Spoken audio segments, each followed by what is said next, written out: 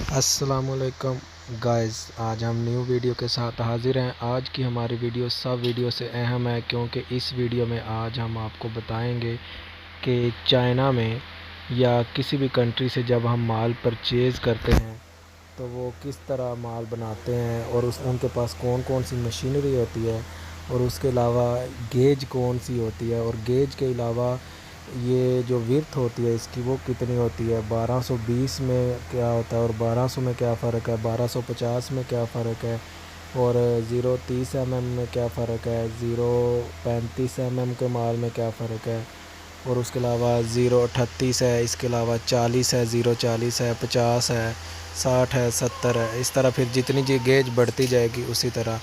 अब ये आपके सामने हम मशीनरी चल रही है, ये चाइना से स्पेशल आपको दिखाने के लिए हमने वीडियो मंगवाई है कि कोयल किस तरह होते हैं और किस तरह बनते हैं।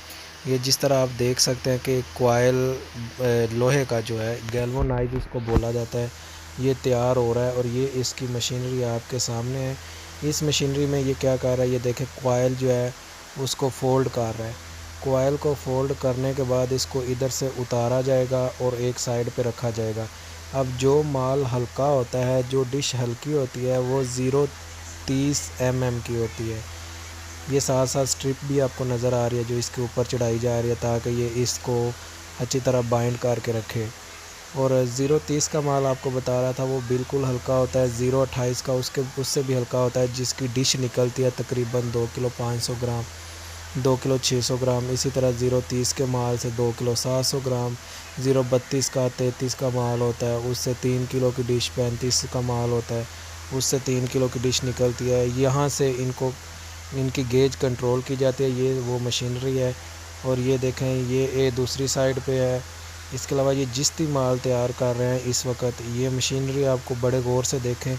और आपने जब भी डिश ख़रीदनी हो, आप हमारी factory Gujranwala main GT road Alipur Chowk के करीब है। वो पीछे कोयल पड़े हुए हैं जो कोयल फैक्ट्री में आते हैं, और फिर उनसे हम साइज़ निकाल के 4 फुट का, 2 फुट का, 5 फुट का, 1220 अगर हो विड्थ में तो वो पूरा होता है 4 फुट। चैनल सब्सक्राइब करें, लाइक करें, कमेंट करें।